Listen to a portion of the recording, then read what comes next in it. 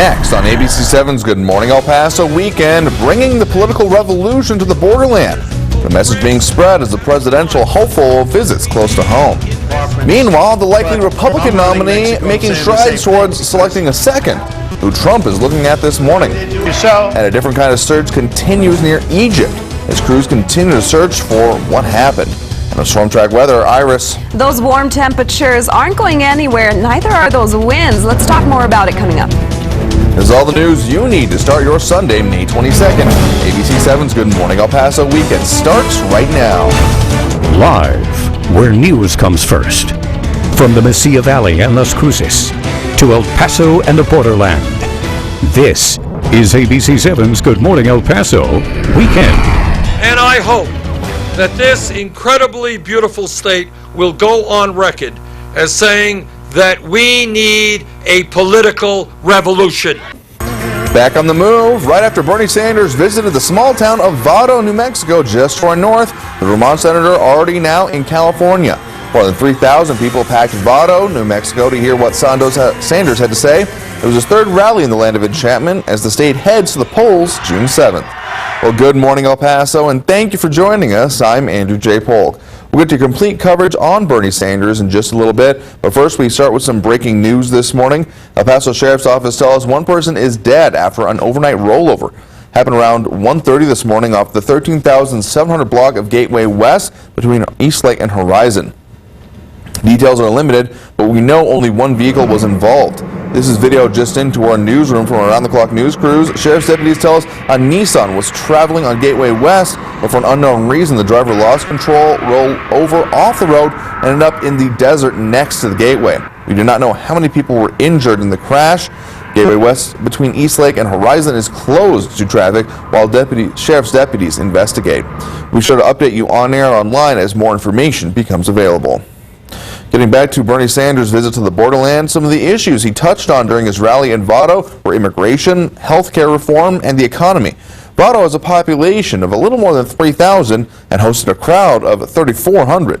Our crews were there at the crack of dawn Saturday morning. ABC7's Jerry Nahara has a wrap-up. At the crack of dawn, Bernie supporters were up and at him. 5:30. I woke up about like 4:30. Within an hour, the line spanned over 6 blocks. Sanders supporters doing anything to keep cool. I wish I would have brought sunblock. I'm feeling burned outside and inside. Once the gates opened, there was a quick security check and then a free-for-all. We're here to push for political reform and a political revolution. Once on stage, Sanders was quick to address veterans and issues with the current VA healthcare system. They will get the health care and the benefits that they earned. As supporters listened, Sanders says economic hardship needs to be addressed and is all too familiar in southern New Mexico. It is unacceptable to me that almost 30% of the children in New Mexico are living in poverty. Younger supporters like Aaron Garcia took interest in Sanders' opposition of high tuition in U.S. colleges. We all want to pursue our own dream, and it's very scary when we see the bills, when we see the loans. It very closely touched my heart when he spoke about student loans. Sanders also took issue with the rising cost of health care. Health care is a right of all people, not just a privilege.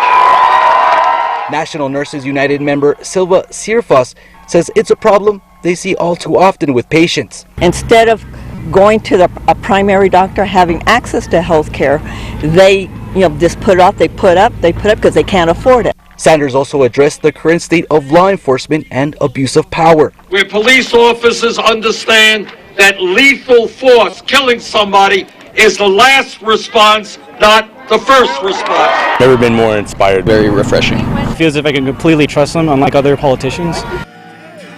And that was Jerry Nahara reporting. And just before the rally, ABC7's very own Estela Casas was able to interview the Vermont senator one-on-one for about 5 minutes. They discussed the topics of immigration, Donald Trump, and Sanders' battle with Hillary Clinton. Sanders showed a lot of confidence that he'll be able to win the Democratic nomination, pointing out he's won 20 states so far. The senator shared why his message appeals not only to Hispanics, but to the working class as well. Create millions of jobs, rebuilding our crumbling infrastructure, to demand that the wealthy and large corporations stop paying their fair share of taxes. I think this is an agenda that will appeal not only to the Hispanic community, but to working people all over this country. You can catch that entire interview with Acela Casas and Senator Bernie Sanders right now over at KVIA.com. You'll find it under top stories on our Facebook page and our website and Facebook page, KVIA ABC 7. And Bernie Sanders' rally also drew in several Hillary Clinton supporters in our area who tell us they weren't necessarily there to protest. Well, I admire Bernie Sanders. He has several platforms, policies that I agree with. And so I'm not here to protest.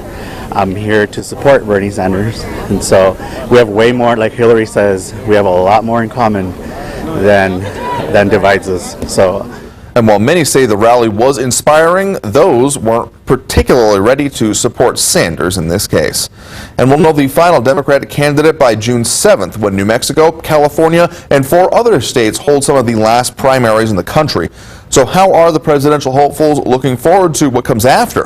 ABC 7's Julio Cesar Chavez has the story. We have won now 20 states. That's more than some states. That's a lot of states. But not the right states. Sanders is still well behind Clinton in the race for delegates. While she only needs 90 more to clinch the Democratic nomination. I will be the nominee for my party, Chris. That is already done, in effect. There is no way that I won't be. Sanders would have to win 850 in the June 7th primaries.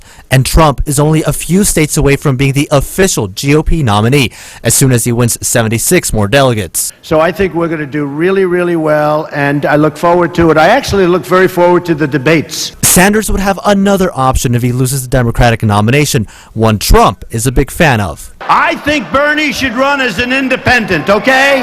Let him run. I would love him to run as an independent.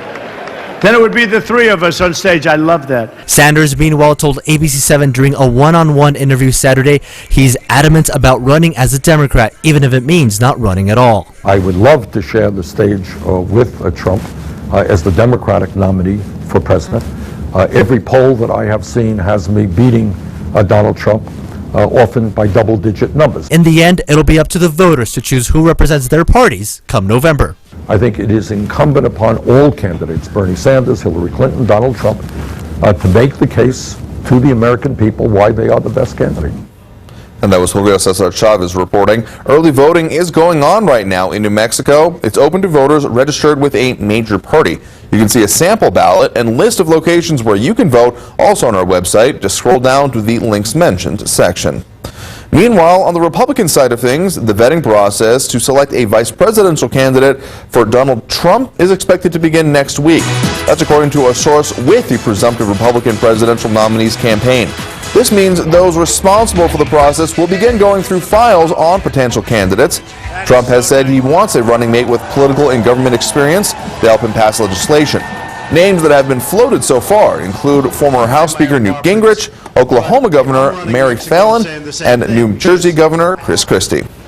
We're getting to our Storm Track weather now. Let's get your first forecast from Storm Tracker Iris Lopez. Good morning, Iris. Good morning, Andrew. Happy Sunday morning to each and every one of you watching us right now. Let's talk about your current temperatures because I know some of you are going to be heading out the door already. 69. Look at that. Here in El Paso, east-southeast winds at 5 miles per hour. That is over at the El Paso International Airport. Calm winds for Las Cruces as well. You're already reaching those upper 60s and sunny skies for your afternoon. Expect a warm one. Those sunny skies are not going anywhere, reaching 80 by 11 o'clock. The 90, that is our expected high. We will reach that by 3 o'clock. It will continue throughout your 4 o'clock hour, and then we're going to have those lower end breezy winds by your afternoon. Now coming up, are the 90s coming back? Not the year, temperature-wise. Plus tonight, is it going to be another pleasant evening? And I'm going to have your Chihuahuas forecast if you're heading out to the game. All that coming up. Andrew? All right, thanks, Iris. Check back in just a bit. In the meantime, though, an off-roading drive turned deadly last night.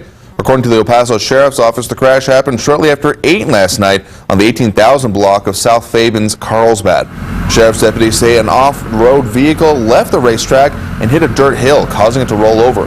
The driver was taken to a nearby hospital where he later died. Sheriff's deputies have not identified the driver at this time, only saying it was a man. And a teenage girl is still in critical condition after being hit by an SUV Friday night. That crash happened at 7:45 on the 8600 block of Alameda in El Paso's Lower Valley. Police say the 15-year-old girl was walking with a 15-year-old boy when they were hit by an SUV while trying to cross the street. According to police, the two teens were using the crosswalk when a 47-year-old woman failed to stop and hit them. Both teens were taken to UMC, where they are now recovering. Also from Friday night, an elderly woman has died after she was struck by her husband's truck. Happened shortly before 8 Friday night on the 8900 block of Mount Delano in northeast El Paso. Police say 73-year-old Maria Dolores was pruning her trees in front of her home and she couldn't reach the top of the branches. Her 76-year-old husband backed up his truck so she could stand in the bed of the truck to help reach him. But according to police, he backed over a curb and then accelerated and struck his wife, then a parked car. The woman was taken to UMC, where she died. And around the world, officials are searching for the flight data recorders, or black boxes, in the Egypt Air Flight 804, giving much-needed information as to why the plane went down. Leaked flight data showing trouble in the cockpit and smoke in a plane lavatory, and that's bringing into focus the chaotic final moments of the plane, including a 3-minute period before contact was lost, as alarms on the Airbus screeched one after another. The data says smoke in a lavatory and 2 cockpit windows was compromised. France's foreign minister says, quote, all the hypotheses are being examined, but mounting evidence is pointing to a sudden dramatic catastrophe that led to that crash. Egypt is leading a multinational effort to search for the plane's so-called black boxes, the flight data and cockpit voice recorders. Well, switching gears just in time for the summer. After years of delay, families and players can finally enjoy playing ball at the El Paso County Sports Park. County commissioners held the grand reopening yesterday to show the public what their new sports facility has to offer. There were exhibition games, including girls' fast pitch, concessions with the snack counters and main restaurant fully up and running, as well as music provided by Funky Mungle. The county has been working to make sure the newly finished sports park is maintained and well used. New concessions, a whole new field. I heard that there's going to be kind of like a sports store as well. That's going to be pretty exciting there. The county is also looking at having more leagues and tournaments hosted at the sports park. And it's a message against drugs with a twist.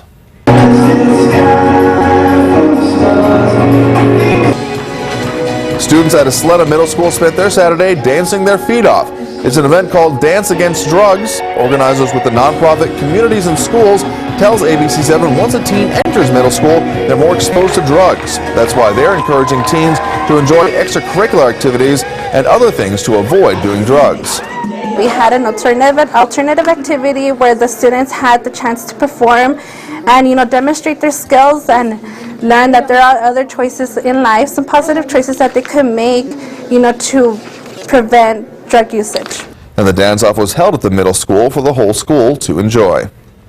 So when will the city and taxpayers know how much the upkeep of Southwest University costs? According to our news partners at the El Paso Inc., negotiations over how much the city and taxpayers should initially pay for upkeep of Southwest University Park is far past the deadline.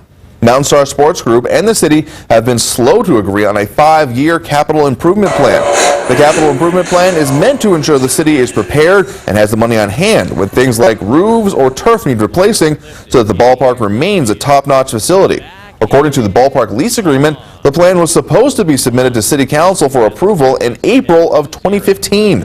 It's not clear when city staff will present a final plan for the city for a vote. For more on this story, pick up your copy of the El Paso Inc. This week, only in El Paso Inc., a lawsuit claims a New Mexico businessman reneges on a $20 million deal with an El Paso real estate trust, what it means for the trust's investments and local investors. And a new city council member talks about ethics, Uber, and urban sprawl and what he'd like to change. El Paso Inc. is online at KVIA.com and available for home and business delivery. Call the number there at the bottom of your screen, 534-4422, to subscribe. And we have a road closure we want to warn you about this morning. Today, both the east and westbound lanes on the Cesar Chavez Border Highway will be closed.